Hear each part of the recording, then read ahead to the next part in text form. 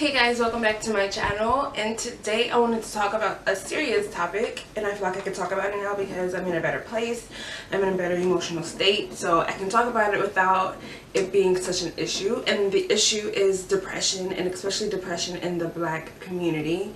I feel like mental health is not such a big deal in the African American community. We're taught, that there's nothing wrong with you. You're crying out for attention. You're just sad. There's nothing wrong with you. You're not depressed. You don't have anxiety. You don't have PTSD. You don't have all these things that are mentally wrong with you. And we're built to be strong. Yes, I get that, but at the same time, we need help. And we're struggling out here. And sometimes we're not in our right mind. Sometimes we're very depressed. Sometimes we're dealing with a lot of issues in our lives, and they don't get talked about. They just get glossed over as just change your mindset. There's nothing wrong with you. You're perfectly fine.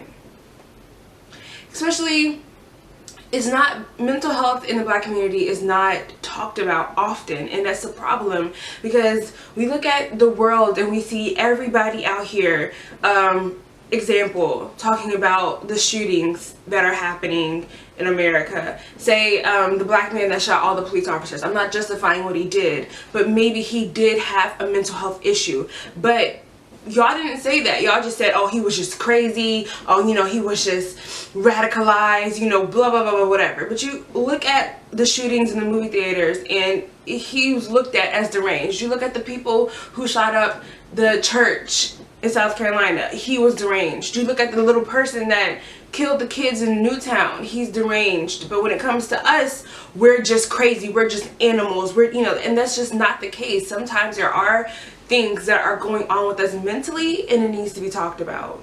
Especially, sometimes we're struggling in silence, and that's the big problem. Sometimes I feel like we're struggling in silence because we were taught growing up that whatever happens in the house stays in the house. Whatever happens in this house, between these four walls, stays in this house, and it doesn't go out anywhere else. So sometimes there are issues happening in the house that we don't even feel comfortable enough to talk about because we have that fear in our parents' mind, in the back of our head, saying, don't say nothing, don't talk about nothing, because it's not valid outside this house. It's our business stays in this house and nothing else, and that's just not the case. We need to talk about mental health in the Black community. We're struggling. We struggle, okay? We have mental issues, and on top of that, seeing our people getting slaughtered all the time, just seeing how the world is for us and everything happening, it's important that we talk about our minds and to keep ourselves healthy. We like to talk about keeping our bodies healthy. We like to talk about keeping our heart healthy and our organs, whatever the heck, healthy. But we don't like to talk about how important keeping your mind is healthy, because if you don't have your mind right, then your whole entire life just is not right. I struggled with depression growing up. I've been dealing with depression ever since adolescence. I can't say that without thinking about Kendrick Lamar, but it's the truth. I have been dealing with depression ever since I was a kid, but I didn't click into me that it was real depression until high school. But up till then, I just knew I was just very sad, and I had a lot of issues growing up. I grew up in a single parent house, and there's nothing wrong with that, but balancing my mother having to balance work and trying to take care of us, and then my brother had his issues and my mother had her issues and I had my issues, so it's a lot going on, and I felt like I didn't have a lot of people to talk about it with, issues with me. And I always knew I was sad, but I couldn't tap into the reasons why, especially when I had my childhood. I had a fairly good childhood. I had everything I could want, and I'm still very depressed, and I couldn't point out why I was just so sad, why I didn't want to get out the bed, why even when I physically wanted to move, my mind was telling me stay here. I was just trapped in this little cycle. But depression really didn't kick in until high school, and of course I think most teenagers kind of go through a bout of depression. I dealt with it, of course. in high school, I didn't have a lot of friends. I was looked upon as the weird girl, the girl who was just fat and ugly. You can't make friends with a fat, ugly girl, so you know you have to stay away from her, or you'll catch her fat ugliness. That's, you know, what people will tell me.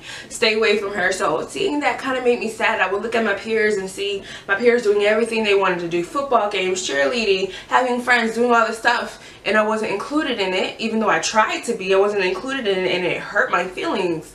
And I also dealt with a lot of things at home with my brother, because me and my brother, we didn't get along all that well. So in all honesty, I didn't feel safe around my brother because he did some things to me that just wasn't right. So having to not feel safe at school, not feel good at school, being bullied at school, and then coming home and not even feeling safe in my own house due to the fact of my brother and his anger issues and his problems, I felt like I was trapped in my own mentality, in my own head.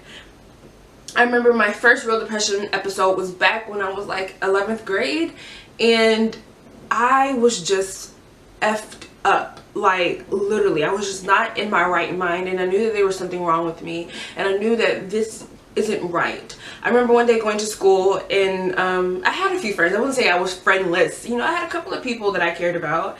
I remember going to school one day and sitting down with my friends at lunch, and was in my depression episode for a very long time. So at this point in the episode, I was just ready to end it all. Like, F it, just, you know, find some type of way to end it and, you know, kill myself, off myself. So I remember telling my friends, yeah, I'm probably just gonna go home and kill myself. And I was very, very, very serious about that. And it wasn't like I was saying it because I wanted a cry for attention, because I was struggling in silence. You know, I hate when people say you're crying out for attention, and it's not an attention thing, because if I wanted attention, I would have had it a long time ago. I've been struggling silently for a very long time now, and for me to be able to verbalize what is going on in my head, that takes a lot out of me. That takes a lot of, you know, I was proud of myself that I was able to be like, you know what, I'm really effed up, I'm not okay, I'm dealing with some issues that I don't know how to handle, and I need hope.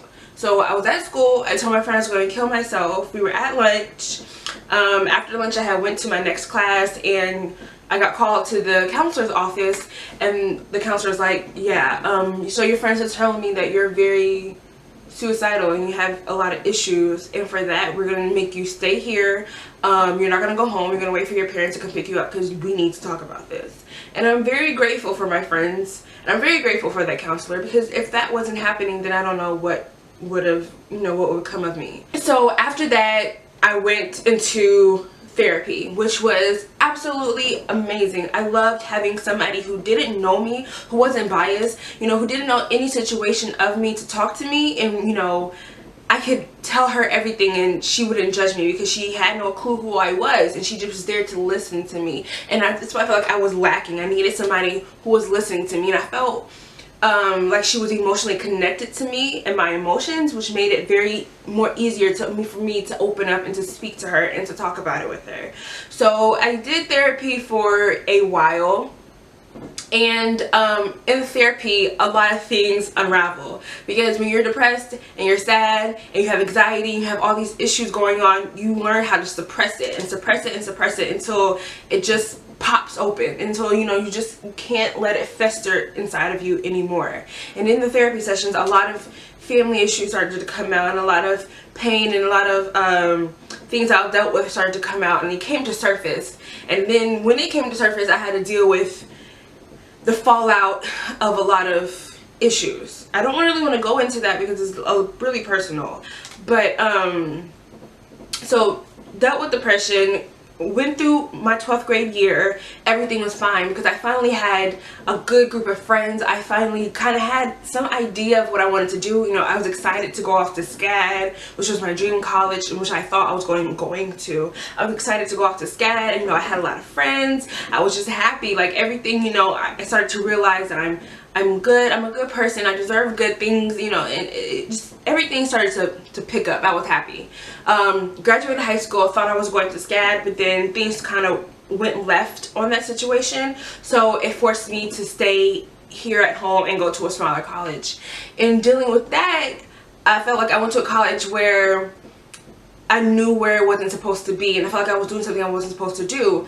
So on top of that, I went to a new place, new environment, not knowing how to make friends, not knowing how to be my true self, and then feeling like I'm at a place I'm not supposed to be at, kind of really threw me for another loop and threw me for another depression episode. And I remember that's around that time, this was in 2013, yeah, around that time is when I had my first, anxiety attack.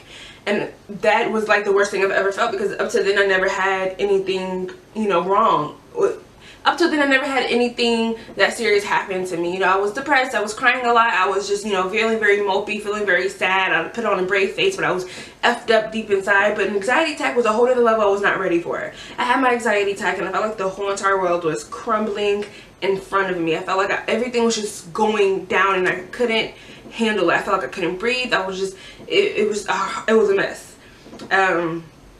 And the reason why I have that anxiety attack is because I remember, I think my mom came and she picked me up from school, and she was like, why aren't you making friends? You know, why don't you talk a lot? Da, da, da, da. And, you know, when you're depressed and you're sad, it's not so much the person who's talking to you, but they could say something so minute and something so small that it just tricks you, and you just like, you're done. Like, it's the straw that breaks the camel's back. Like, you're just wanting to cry, and that's what kind of happened. She didn't say anything offensive, or she didn't say anything wrong, she didn't say anything mean, but just kind of hearing that from her and kind of putting things in perspective really threw me for that anxiety attack.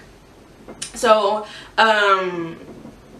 I thought, okay, maybe if I get out of this school, get out of this environment, then things will change. Maybe if I reapply to SCAD and get accepted again, I can finally learn how to be happy and go off to my new school. Come to find out, still can't go to SCAD because it's way too expensive, and I'm still stuck at a smaller school. And then that's when I really felt like I don't know what I'm going to do with my life. My life is shit. I'm meaningless. I'm a piece of crap. So around that 2013 time, I was still trying to figure out myself, figure out what I'm supposed to do in this world. You know, I would see all my friends that graduated with high school. They're off in their college, having the time of their life, having the college experience, and I'm here at home, still stuck, still mentally a mess, still physically a mess, still trying to figure out what the hell I want to do in my life. And like, I got people telling me, you do this, I got people telling me, you do that, and I was trying to figure, it was a lot happening. I was still very depressed, but then things started to pick up. I finally knew what I wanted to do, so I majored in something that I really wanted. I finally got my first job. I was meeting people at work. I had met my first love around that time. Everything was just on the up and up. I was happy. I was, you know, I had issues still buried deep inside of me, but I was still, you know, life was kind of being good to me at that time. So I had a lot of good things happening. Until we're gonna flash into 2015. This is when shit seriously hits the fan, and I am in the worst depressive episode I've ever had in my entire life. So, like I said, everything was fine until I was dealing with issues with my first love. Me and him were just, things wasn't right. Work wasn't right. School wasn't right. I felt like I was doing things I wasn't supposed to be doing again. Dealing with issues I wasn't supposed to be dealing with in the first place. And I had a lot just happening. So around this time, 2015, kind of mid 2015, I lose my job. I failed my classes in school because I was still dealing with my issues. Didn't want to go to school. Was being distracted. So I failed my classes. That's on me. I take all the blame. Lost my job. Was losing relationships with friends and people I cared about. Like I said, I lost my first love, and he was the source of my happiness, which was the biggest mistake I could ever make, is to never ever ever make anybody the source of your happiness, because as soon as that source leaves, you're drained and you don't know how to be happy without them. You know, you still choose to let them be the source of your happiness even when things aren't right, and you still want them in your life. Even if the energy is negative, you still choose to have that person in your life because they're the source of your happiness, and you don't want to lose your happiness, so you continue to stay and continue to be in the situation you in, knowing that you need to let it go and learn and grow from it. But I think what made 2015 really bad is because I truly experienced a lot of loss, and I was seeing a lot of loss happening in front of my eyes. When I was depressed back in high school, I had everything. You know, my life was kind of set up. I was in school, I had a good mother, I had some type of friends, you know, I wasn't seeing anything losing. I wasn't losing anything. But until I got a little older and became more of an adult and I could see life really happening in front of my eyes, I was seeing a lot of losses, and I didn't experience a lot of loss up until then.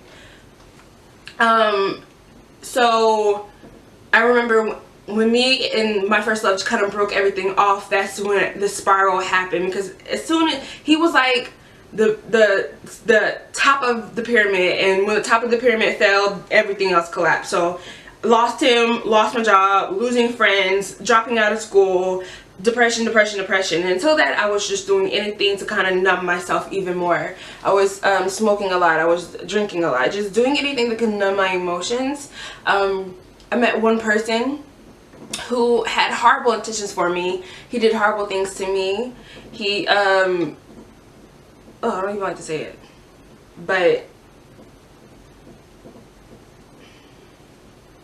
I don't even like to say the word. This is a trigger warning, I'm sorry, but I met this person who had horrible intentions for me, and he raped me, and I didn't know how to deal with that sexual assault. So I had to deal with that sexual assault, dealing with the loss of everything, and I was effed up. I was seriously very depressed. And I knew I was depressed, and I was questioning why I was so depressed, and I knew this was happening. After high school, I went to the doctor because I was concerned about my weight. I went to the doctor. I went to an endocrinologist. I think I'm pronouncing that correctly. She did some samples and comes to find out that I have a disease called hypothyroidism. And basically means that your thyroid isn't producing enough hormones in your body to speed up your metabolism, to speed up everything. And one of the main symptoms of hypothyroidism is depression. That's like the #1 source, because your thyroid produces the hormones for majority of your body, especially your mind. And if you don't have the right chemicals going on in your head, then you're gonna face depression. And all depression is a chemical imbalance. So once I knew that, I was like, okay, I'm not really effed up, I'm just chemically imbalanced. I just have, you know, my body isn't producing what it needs to produce to get me on the right mind level, so I just need to get on my medication, everything will be fine. And I got on my hypothyroidism medication, started taking it, things were cleaning up, things were lighting up, but it still wasn't good enough.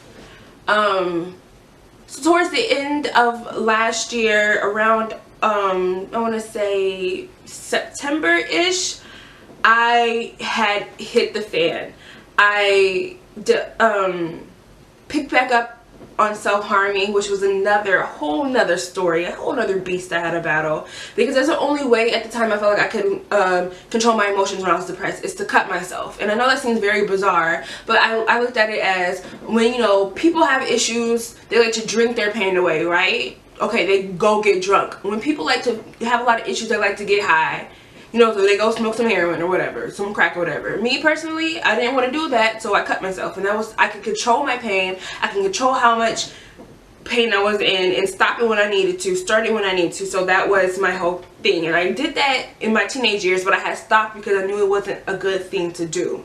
So things that got so bad in 2015, that's when I started to pick back up on it again, and I started cutting again. And I didn't know how to control that. And I remember one day, things just got so bad that I literally tried to kill myself. I tried to slit my wrist, didn't work by the grace of God. Called a suicide hotline because I didn't have anybody to talk to. I didn't want anybody to know I was struggling. Like I struggled silently. Called the suicide hotline, you know, and I couldn't even, I called and she picked up the phone and I hung up because I was just so angry, and I was just so like a mess, and I just couldn't even face the fact that I'm at this point in my life where I'm having to call a suicide hotline, which is nothing wrong with that, but my pride was talking at this point. I can't believe I'm at the point where I'm having to call a suicide hotline just to help me deal with my issues, because I felt like I didn't have anybody else around me. I was going to kill myself, didn't work, and I remember my mama come home I remember my mom coming home and she was just like, what's wrong with you? You know, and I'm not blaming her, so she didn't do anything wrong, but she's like, what's wrong with you? And I was just like, you know, I just told her at this point, I was like, I'm depressed and I don't know what it is. I'm sad, I'm miserable, and it's more than you just think it is. And she just like, oh, just change your mindset. And then literally when she told me that, I was like, change my mindset. If I knew it was that easy, I would have changed my mindset a long time ago. If that was the cure for depression, I wouldn't be depressed right now. Like, it's more than just a change of mindset, because your mind is playing tricks on you at this point. Your mind is chemically imbalanced. So it's not just a change of mindset for you to be like, okay, I'm gonna just start changing my mindset. Yes, it does work, but it takes more than just a change of mindset. Oh, just change your mindset and everything will be fine. No, it's deeper than that. There's a lot of festering issues inside of me. So I would hear voices in my head telling me to do it. I would hear voices in my head telling me, you ain't shit, you're a worthless piece of shit and you need to die. It's more than just a change of mindset. That's just not the case. That's just really not the case. When she told me that, I was really angry. I was just like, how could you dare say that? Like, you don't know my struggle. That's what I thought, and I know she's probably having to deal with some other things, so I'm not blaming her. But I just thought to myself, because I was really angry at the time, you don't know my struggle, you don't know the things I've been through. She didn't know about the guy that I met that sexually assaulted me, and I dealt with that by myself. She didn't know a lot of things that were happening in my life because I kept it to myself. So I was just really angry at her, like, how could you dare say that? Like, you don't know what I'm going through. And like I said, people just think it's a cry for attention, and it's not a cry for attention. Because if I wanted attention from you, I would have got it. Okay, I know how to get attention from people. I'm not doing this because I want your attention. Your attention isn't doing anything for me. I'm doing this because I need help. I'm struggling. I'm depressed. I have anxiety issues. I want to kill myself. It's not a cry for attention. It's a cry for help. Those are two different things. Two really big different things. So, at that point, I was just like, I don't know what I'm gonna do. I'm still so effed up. I can't find a job. I can't mend this relationship with my first love. He meant the whole entire world to me. I don't know how to fix this. I don't know how to just, whatever. So I went over to my friend's house one day, and her mom was like, you know, the Lord told me you're depressed. And my friend was like, Mom, no, she's not. And I looked at my friend's mom. I was like, duh. Like, you didn't know that? Like, of course.